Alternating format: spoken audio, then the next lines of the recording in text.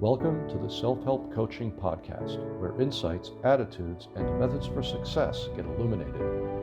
Learn what leaders and change workers have done and are doing now to create magnificent futures. We interview great guests who inspire you to overcome obstacles and achieve your goals. Be sure you visit our website at self-helpcoaching.com.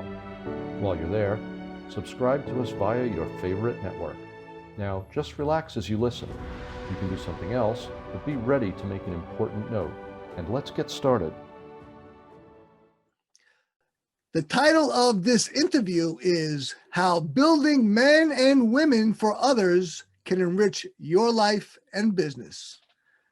My guest draws from a lifetime of mentors, from professional football coaches and players, from gurus of the Fortune 500, in order to install a useful roadmap for relationships and marketing, while giving back with his always updated skill stack. I give you Tim O'Keefe. Hey, what a cool intro. Thank you so much for having me here today.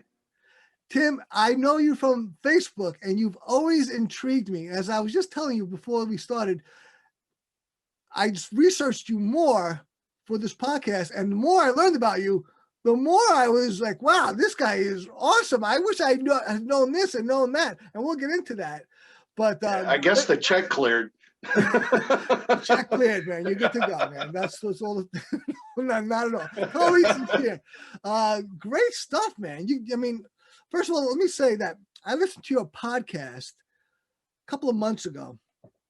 I was blown away by the podcast was great. You're a great conversationalist, but your guest was this guy who was an expert in persuasion, and his background is not in business, but in government and military. Do you remember that guest? I'm trying to remember which one. He was blowing me away in the depths of persuasion. I mean, like this scary levels of persuasion. This guy was, about like mind control. Great, ladies and gentlemen, go listen to Tim's podcast. Very eclectic, very cool stuff. Tim, what's your podcast info? Well, the where they're all at, the easiest is soundcloud.com/Tim O'Keefe, TIMOKEEFE, lowercase. Great. Check it out. I totally recommend it. Tim, you're quoted as saying, I do not coach football. I build men and women for others with ball as the context, which also helps me to give to my own clients. End quote. Talk about that. Well, there is a high school in downtown LA. As a kid, I hated them. Loyola High School, Jesuit school, private. I went to a private Catholic, more run-of-the-mill Catholic school. So did I. These guys were like the big shots, right? They're the rich kids. They're the whatever. I mean, just the stereotype. And well, my oldest son went there, and I learned a lot. And one of the first things they do is they indoctrinate you in building men for others. And they would actually say that every once in a while when they were encouraged to correct others' behavior if it wasn't going into the right direction. Not that they're all choir boys, but just as a philosophy of life. And I really believe that it's a hell of a lot easier to get ahead in life when you steal from others. Whatever it is that makes them great. And a lot of times people don't really know what makes them great, right? Through NLP, we know that you can model people, and so you can get really organic and into some complicated stuff to do that. But it's not too hard to just pay attention to what's going on in front of you in the world. What's this guy do, right? And a lot of times people, especially the paid gurus that are out there, they do this, and this. But meanwhile, they're doing this, that, and the other. And so I'd rather watch what this, that, and the other is than what they're saying they're doing. And if it matches up, a lot of times you're dealing with a person who's pretty meshed together as a person, I think. But so what I've done is I've tried to impart that onto my kids when I coach football. But you're really building, you know, your daughter forever to be a future wife or a future woman, a future career person. You're building your son to be a future citizen. And I wish I had this out right now. I have a kid that's a professional football player who really, really not broke my heart, made my heart just sing, I should say.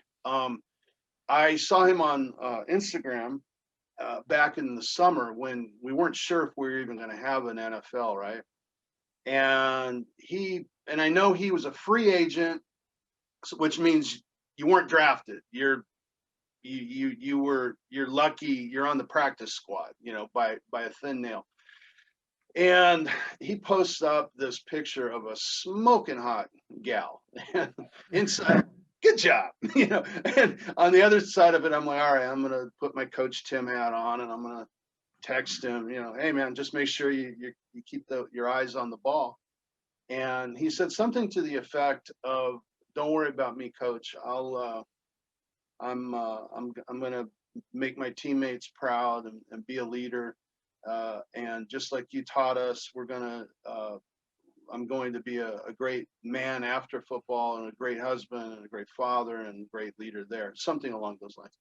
And I'm not going to lie, I teared up. I hadn't coached this kid for probably 7 years, 8 years. You instilled it in him. Well, that's the power that we're given, right? And when you're mentoring over people, you have that power. You have that power as a salesman, as a business person, just to kind of cross the context a little bit. I always like to say my kids are my laboratory. The stuff I learned from persuasion and the gurus and all this stuff that I learned from people directly or indirectly, I like to use it on them. For one, I don't get the chance to talk to big groups too much. I don't go out speaking too much. Not nearly as much as I used to. And so you get in front of a bunch of kids, and do you remember the Charlie Brown series? And they're in the classroom, and all you hear is wah wah wah wah wah wah from Right. right. Well, I always took that to mean that that's what you hear after about, you know, the third day in school. When you're that age, you're not listening. You're just hearing, you know, noises. And you could see that when you're with kids. You can, you know, you're talking at the end of practice, and I always say after about the 30th day, they're glazing over. You know, and so what I would always try to do is flip the practice and change things, pattern interrupts, if people are aware of that term, and just break it up so they don't know what's coming next. Because in reality, in a football game, you don't know what's coming next anyway, right? So, well, that translates to business too, right? I mean, your audience is easily bored, especially nowadays. I mean, everybody's, you know, swiping, and you got about a half a second of attention, if that. And I read somewhere we're getting about as attentive as goldfish. I think they said goldfish has more attention than us. Yep, I've heard that as well. Which is believable, but it's sad. And so I just think that what I could learn from that can translate to other things, to my family. Some of the stuff that I've learned how to be a better, not that I'm a great storyteller, but I learned how to tell better stories. How? Telling my kids goodnight stories. It's practice, and you're always going to be applauded because they don't really care what you're saying. They just love that you're telling them a story, right? So, okay, I get to practice and make up all kinds of weird characters, and to this day that still live in our family mythology, sort of, that I invented way back when. And then the idea of story intrigues me a lot. And the more I realize my own failings, it's my attachment to my stories that, and I learned that from my buddy who's a hypnotist. And one time he's telling me something, and anybody tell you something, man, where they're like going, and they're giving you good. I mean, it's gold. I tell that to the kids. I'm offering you gold here, and you're not paying attention. There's gold. Would you? Right. So he's giving me gold, and Who was the hypnotist?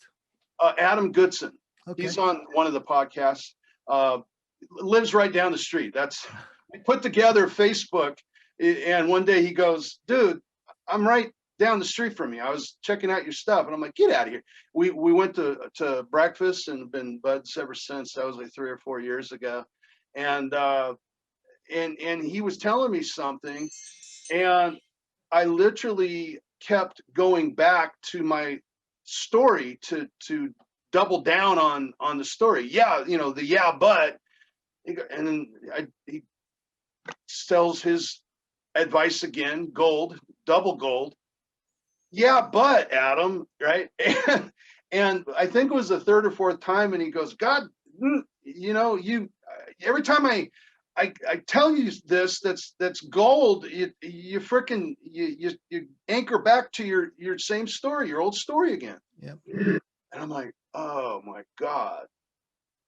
And it was on autopilot. Those 3 stories were and this is not even like this giant like thing, it was just like a advice. I mean, it was great advice, but it wasn't like, something but it's that deeply held on something that's Right. not that huge of a deal. And I had those attachments are critical.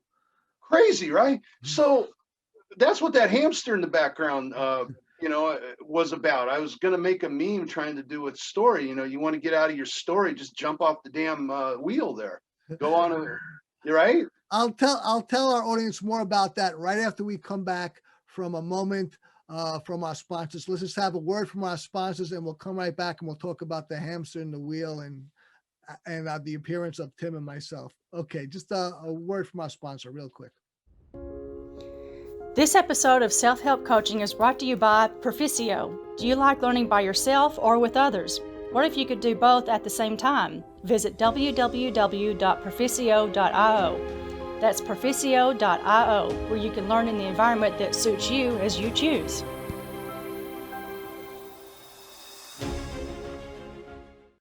Okay, we're back with Tim O'Keefe on the Self-Help Coaching Podcast.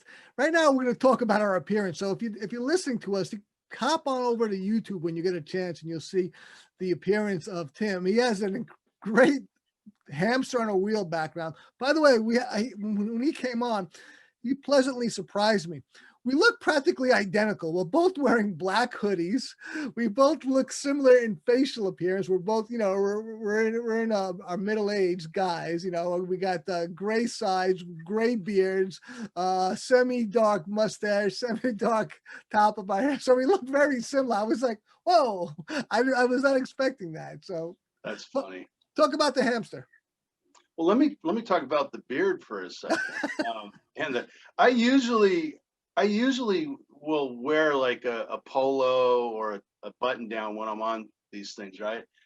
And lately I've been seeing everybody just wearing stuff like we're wearing, and I'm like, you know what, damn it, this is how I look 99% of the time anyway. I am Coach Tim, right? And I was like, I'm just gonna go for it. And then I'm like, well, yeah, dude, your beard though.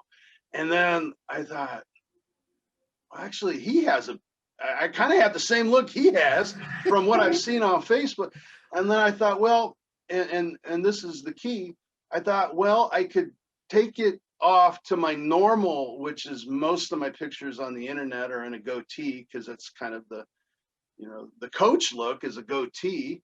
Or I could leave it like this, which might be the more academic, professorial, intellectual look. I only got the beard to look smart. That's the only I got. That's what I'm going with.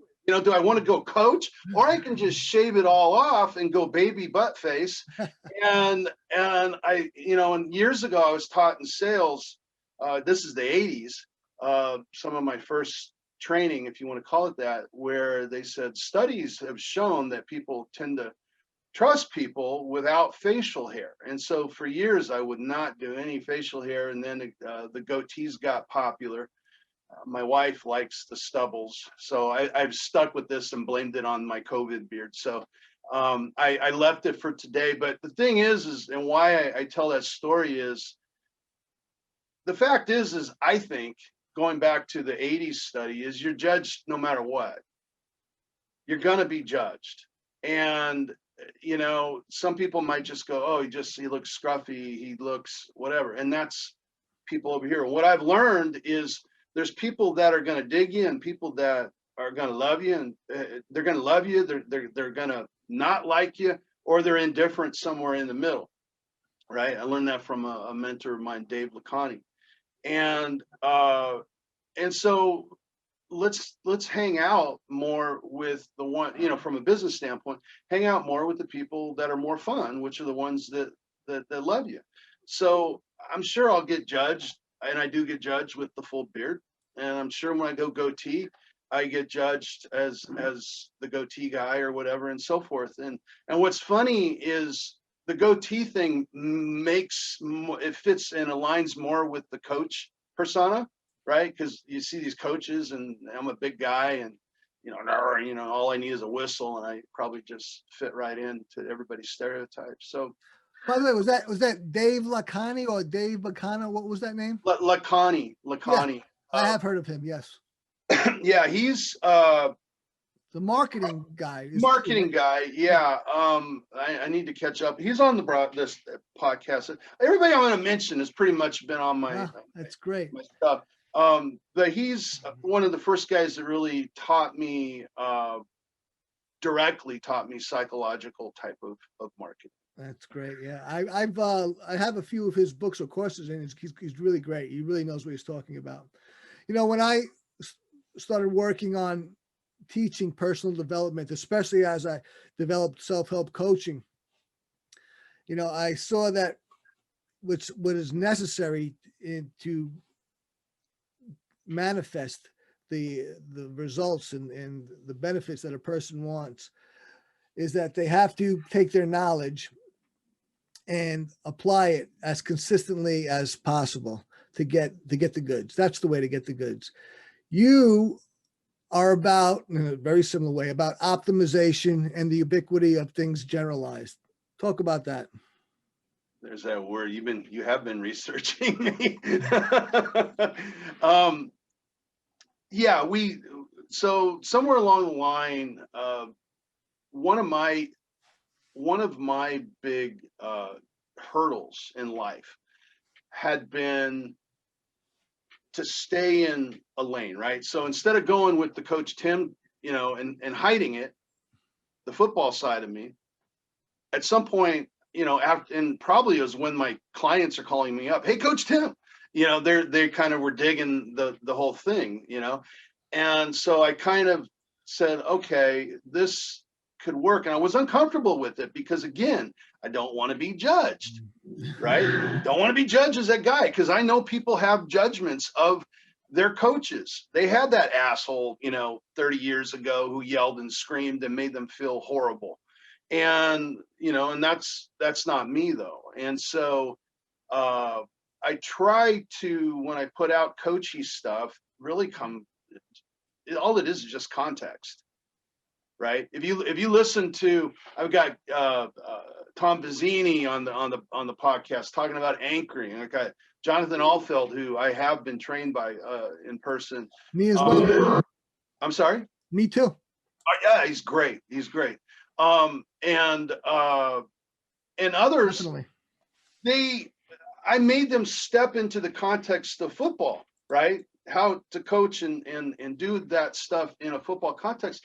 But it works anywhere. It works anywhere. And one of the things that actually, you know, Adam got me to do, my buddy, the hypnotist, is to not worry about that I'm not like 100%, you know, hypnotist of the year award, right? You can still go out and anchor. It's okay, Tim, right? And it wasn't so much that he taught me how to anchor. I already learned it. But I thought it was like this magical thing, right? And I literally went out the next day and anchored the hell out of somebody, right? And I'm like, all right, I'm just going to have fun. I'll just look silly if it doesn't work. And we did a deal. I mean, it wasn't, you know, and really what I learned from that is I mean, man, everything, it was the beginning of me realizing everything's really about feelings. I mean, we're so bendable. Yeah. And why I like that little hamster there, because it's like um, he's sort of stuck, but if he just jumps off and chooses another wheel, he'll have a different experience. Right. Just step off. Right. It's incredible how feelings are so really the most important thing. I mean, try to have a good day while feeling bad. Yeah. Right. Yeah. Try to have a bad day while feeling good. It's just, being simplistic. As when I developed our first home study course, which is Benjamin Franklin's The Way to Wealth, which is about financial security. As I learned what that course, was about, the principles that Franklin had, which was about like 85 principles I isolated. And I saw the way to wealth isn't one skill, for example, or attitude. For example, Ben teaches don't go into debt unless it's absolutely necessary. And it's not, and becoming wealthy is totally not all about just making more money. That's just one slice of the pie. But it's also, there's another skills, like, for example, Franklin says you must care. You must take care of what? Well, everything, even the little details, you must take care. That's the way to wealth. So all these skills come together in synergy, or you're building on it, one on top of the other, in order to become wealthy, in order to become financially independent. You do a thing called skill stacking. What's the relationship? What's the correlation? What's skill stacking? Well, it's not really my phrase. I stole it. Scott Adams, who's the Dilbert guy, has a blog. And honestly, if you watch it and strip the politics out of it, you'll get an education in persuasion. And a lot of the stuff he'll say, it's in his words, which is why he's a great marketer. He, uses it and puts it into his own concept.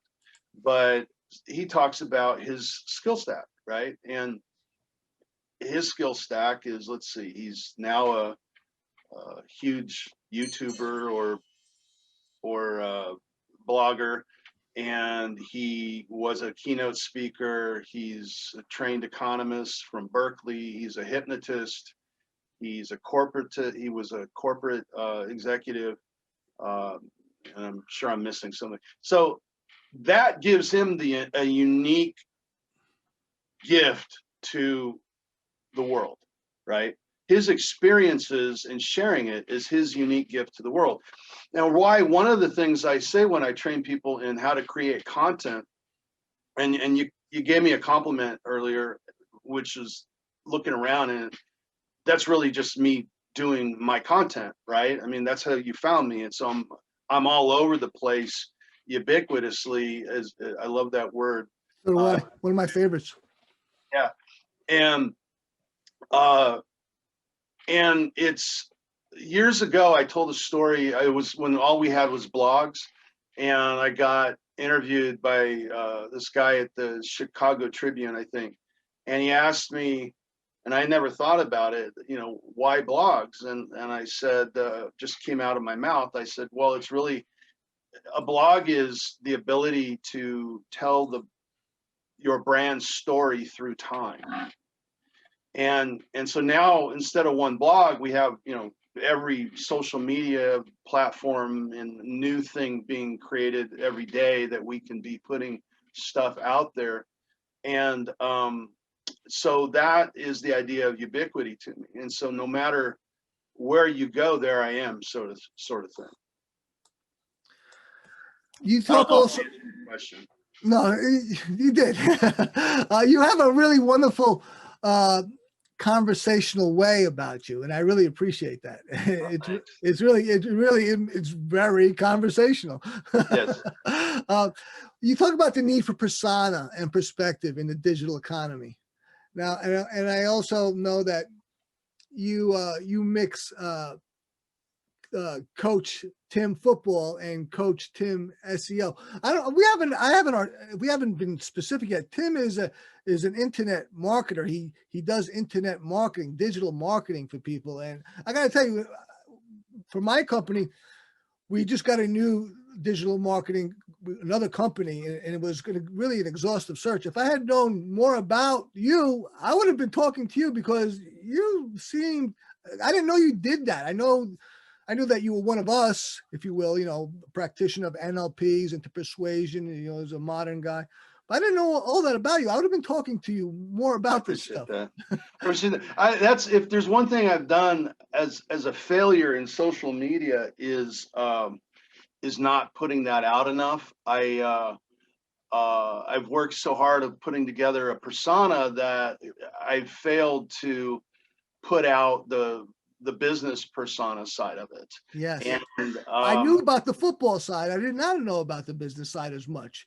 Yeah, the football side's almost, it's syrup, as my wife would say. It's like, okay, I've heard the story 100 times. Stop, But the reason is because although I love what I do, and everybody I'm sure loves what they do, but it's social media. It's not buy shit media, right? And so, and I think that's, it's one thing that drives me nuts. A realtor, well, I listed another house, like I haven't seen another house, and how is that conversational?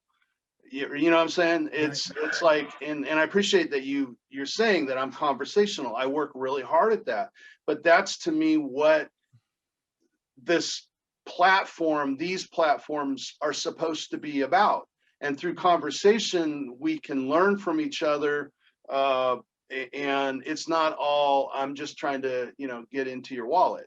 And so that's been my holdup. And, the old time sales guys will say, blah, blah, blah, and I'll go, okay, well, tell me how many likes and how many shares and how many followers that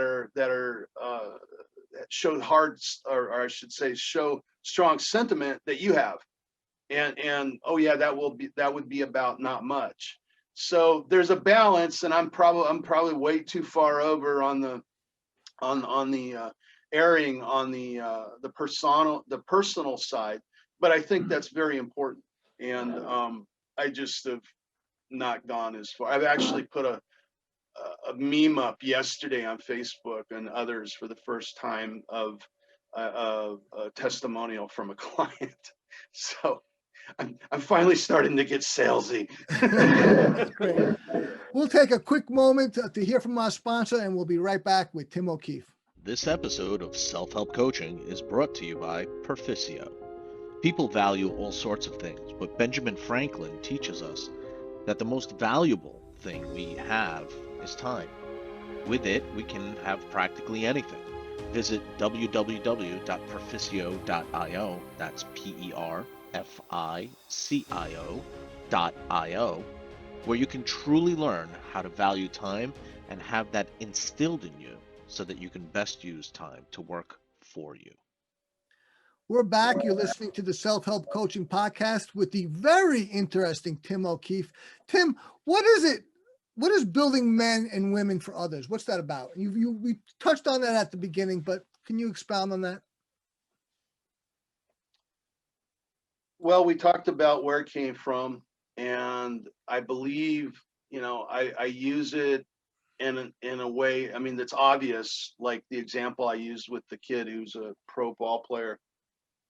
It's making them into great citizens. So part of that ethos and motivation came from, I think it was John Wooden's last interview he did on Tony Robbins' Power Talk, if you remember those way now we call those podcasts.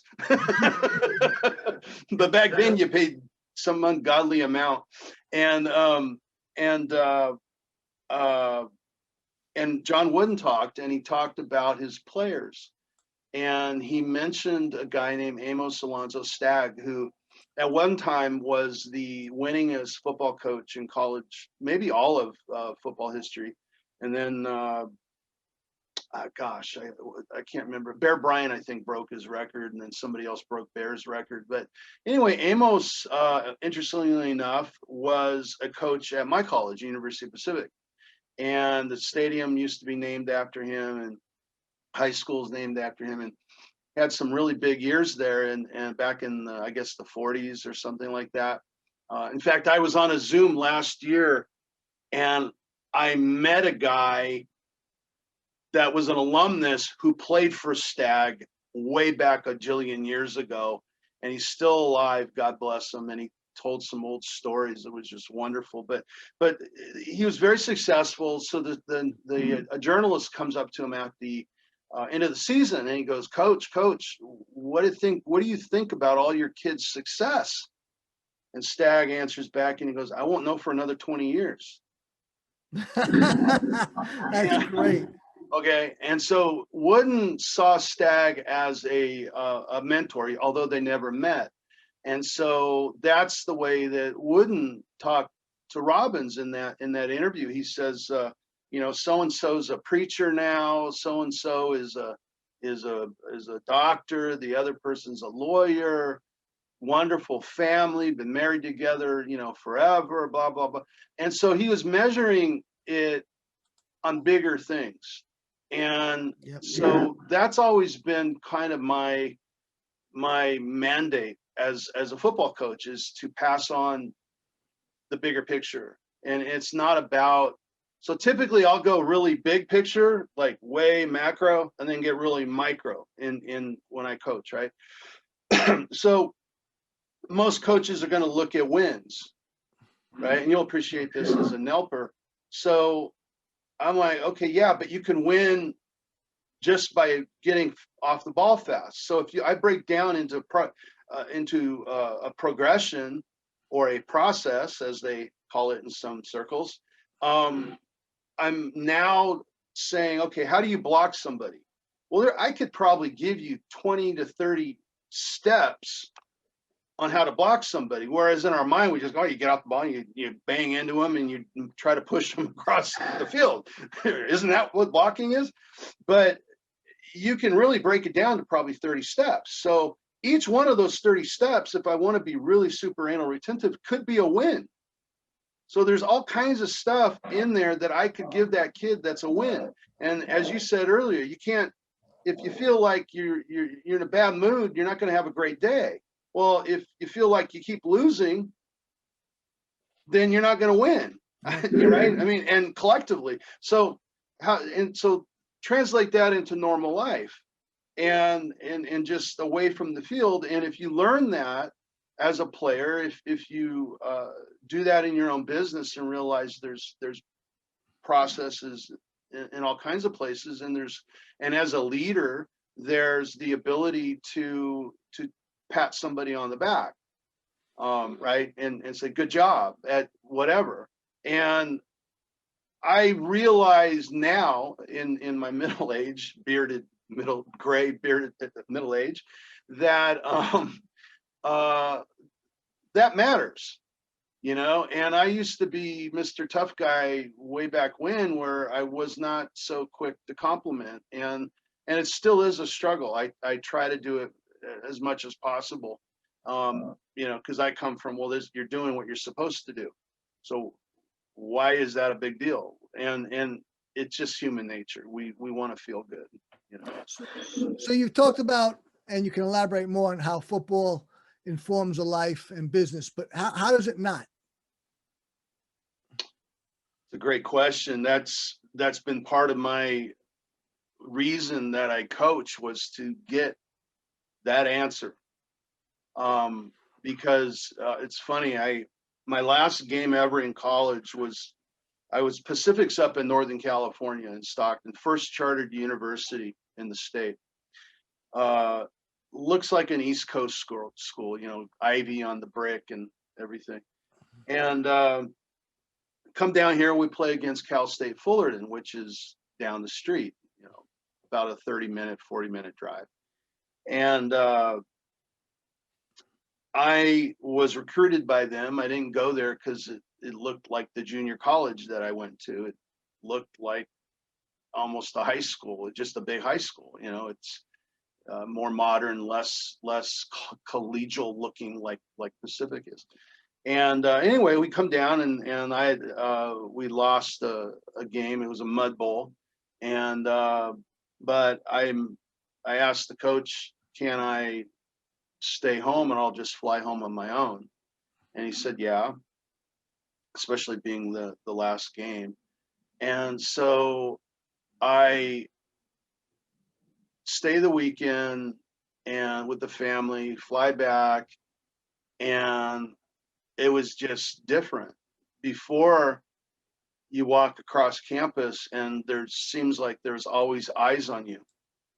They're always looking to make sure that you're okay, right? Because that affects the next game if you're limping. And how are you limping? Why don't I know about this, right? You're a commodity. Yes, you're owned. And now, yeah, they were nice, but I didn't get as much of those eyes. You just feel it. You're not as important anymore. And that was very empty. It felt very empty. And it wasn't until years later I realized, well, the reason it felt like that, at least in part, was there was no closure.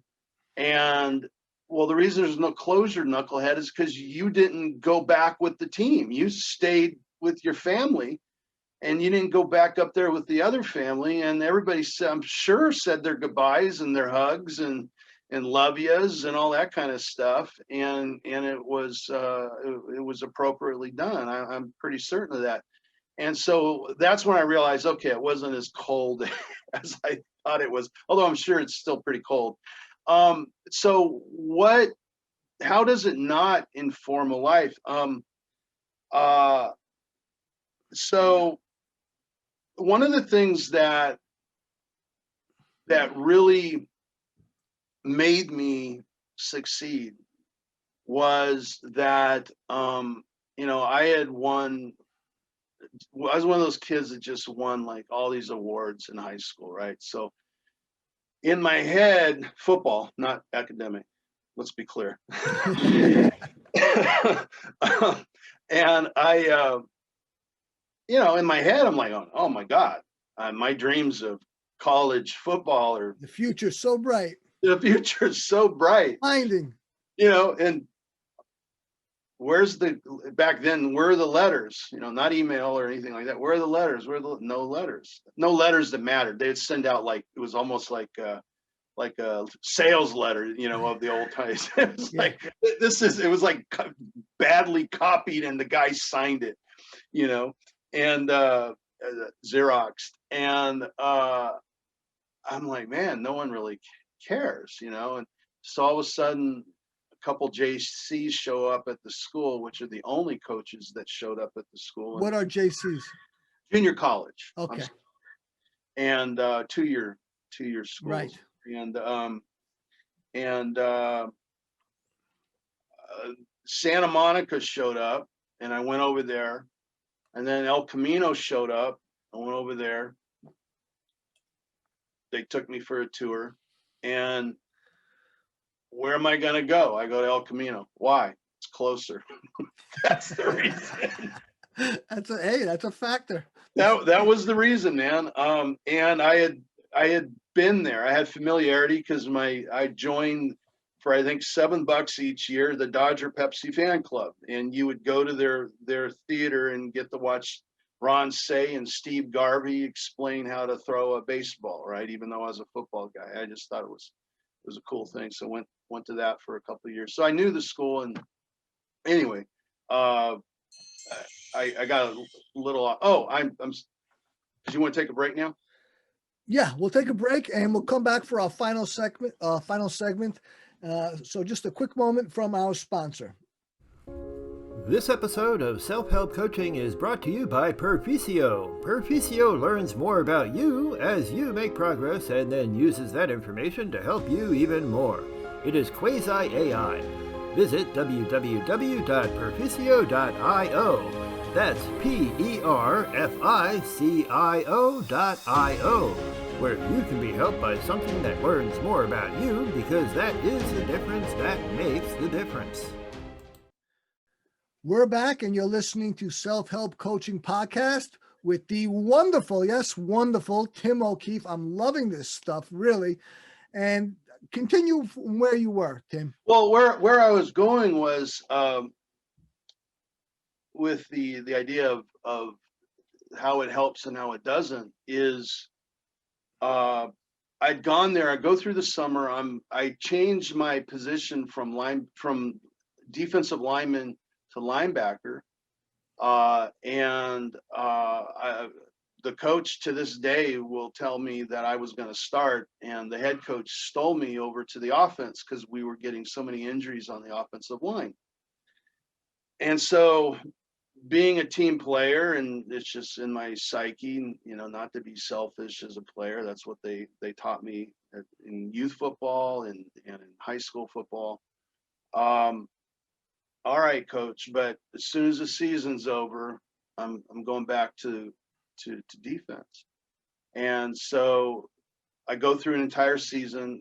I've since become friends with guys that were on the team when that happened, and told me how just ruined I was on my face. I just wore it on my face. I was very, very tormented, and I kind of pushed that out.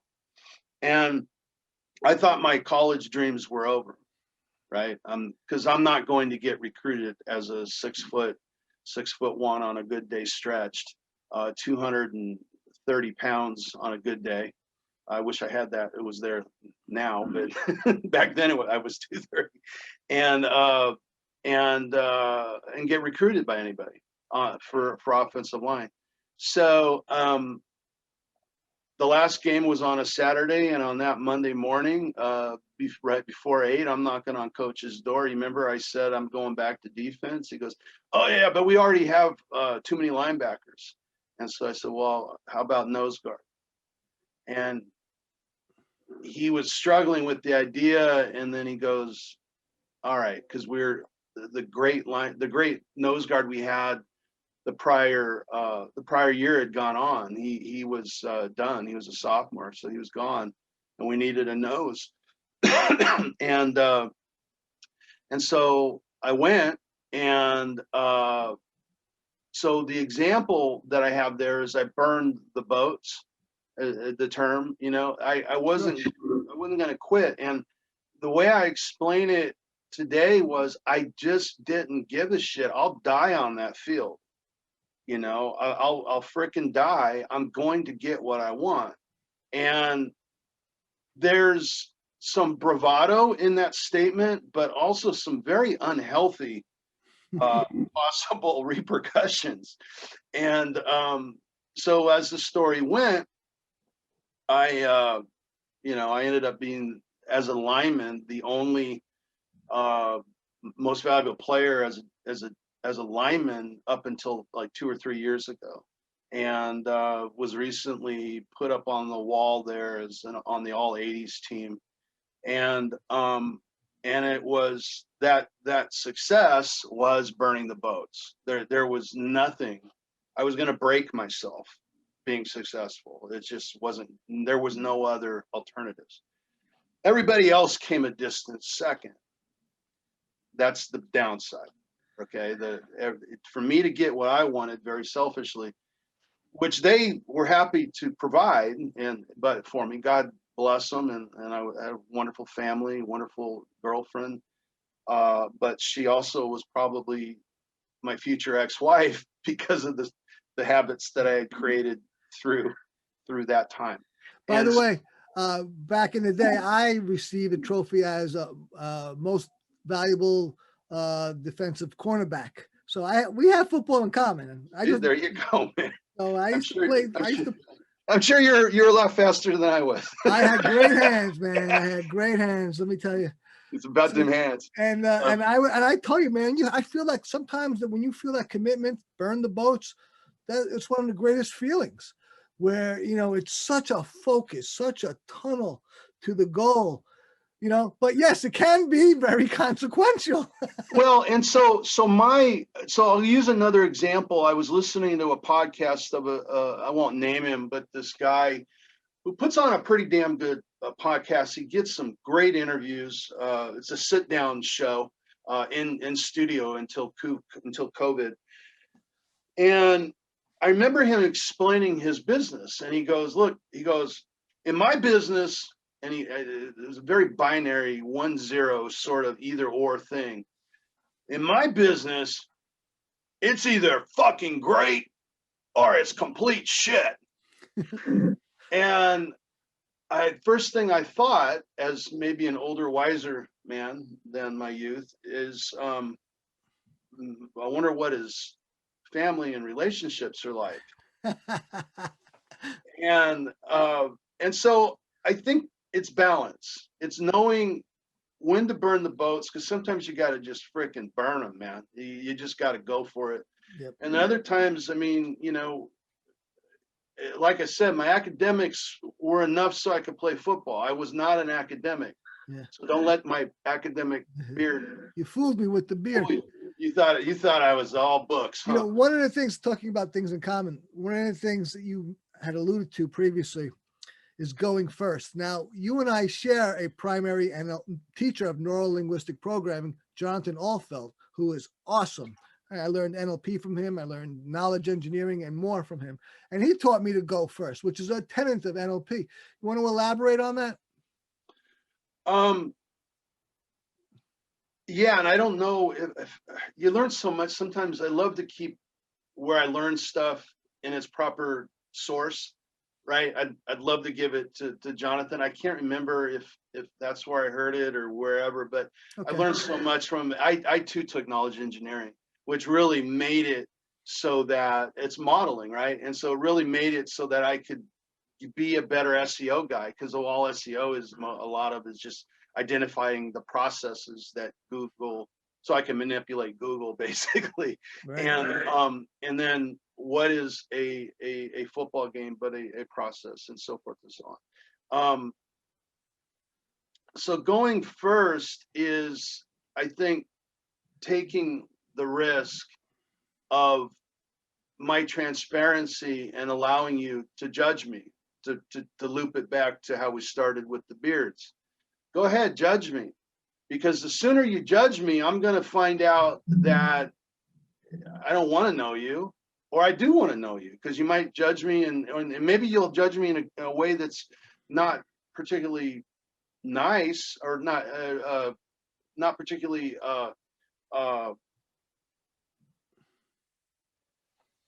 nice about my look, flattering. Thank you. I forgot the ginkgo biloba today or something. And maybe it's useful, right? And so the sooner and the thing is also, I think people are so untransparent that it's a secret power. And one of the things, I was doing a podcast for somebody a few weeks ago, and I said, the superpower of the internet is just be a freaking human. Show your humanity first, and you're going to win. 9 times out of 10, you're going to win them over. And then you could decide if you really you want them to be won over. Maybe you don't want them in your life, right? But at least you started the process of taking down the false walls that we always have, and just saying, hey man, here I am. And that's why, if I'm truly ubiquitous all over the internet, I'm just sharing my humanity. I'm sharing football stories, how Johnny, true story, text from the mom, Johnny doesn't was up until he started coming to practice in June, he was not too kind and fond of male adults. Okay, that's all I was going to go. I wasn't going to dig on why. I was like, oh, okay, I'll take you at your word. But she said every day he comes home and he talks about how Coach Tim helped and what Coach Tim said about me. And Coach Tim said this, Coach Tim said that. Well, wow, I feel like, okay, maybe I'll get into heaven, maybe if you get a few more of them. But the point is that story is, it's stuff that all of us can wrap our arms around if we have a heart, right? And now you're like, oh wow, that's a pretty cool dude. And he also does SEO if you would actually tell people that.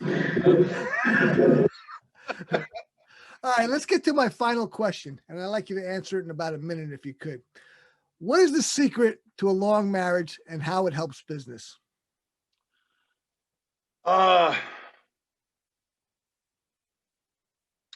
Every day recommitting.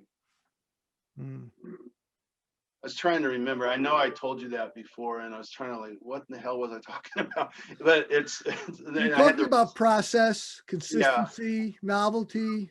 Well, one of the things that kind of melts people's minds, because we get married, and essentially you say I do, and you do a formal contract. That's essentially what it is. And then 10 years later, you're like, what the hell? And I made a commitment, and people just they're only hanging in there because they made a commitment 10 years ago. Well, wouldn't it be better if you made a commitment like 3 hours ago? That'd be a little bit better, right? And while you do that, reattach to those feelings why you want to stay married to this chick. Keep it fresh. Keep it fresh. And so that's something that I've learned to do over the last probably 6 or 7 years. And some days I do it more intently than others, but I always remember I am committed as of this morning, not because of some damn thing I did, 23 years ago.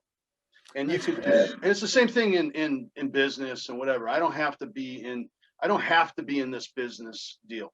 I can back out, now there may be repercussions contractually with that, just like in a divorce. So be careful, but you normally will, you keep it fresh within a business relationship also by reminding people of why you got married in the business.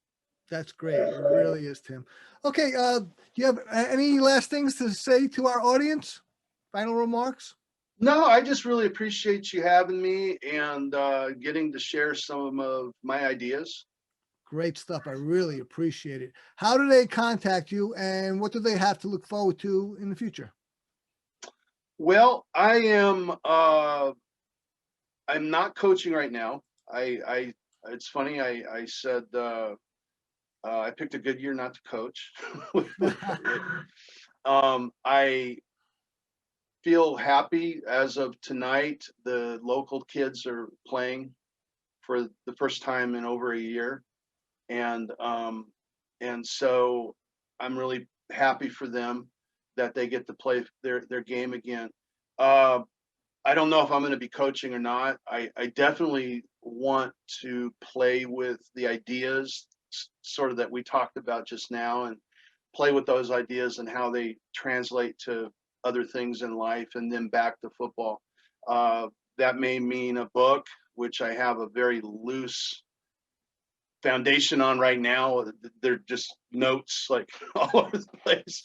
And then I have a couple books that I'm getting ready to release. And if anybody wants information, I have a book that I wrote a few years ago, and I'm updating it right now on Google My Business. So if you have a business, a local business, as you get a website, you really should have a GMB or Google My Business. Please offer it. What's that? Please offer it if you can, whatever you can. Yeah, I was going to say, and I don't have like a sign up page or anything, just you can email me. I don't know if you want to leave the email. It's tim@spiderjuicetechnologies.com. Just say, hey, can I have the book? And I'll send out what I have at this point. That's great. Tim, it has been a real pleasure having you on the podcast, speaking with you and sharing all this great stuff with the audience. I really appreciate it. And there'll be more coming down the road, because I didn't realize how much we had in common until I researched you and had this conversation with you. And it was delightful. Thanks a lot, Tim. It was fun. Thank you so much. Thanks for joining us. Thank you for tuning in to the Self-Help Coaching Podcast, where insights, attitudes, and methods for success get illuminated. Learn what leaders and change workers have done and are doing now to create magnificent futures. Remember to visit our website at self-helpcoaching.com and enjoy even more great episodes like this one. Again, while you're here, subscribe to us via your favorite network. We look forward to seeing you next time on the Self-Help Coaching Podcast.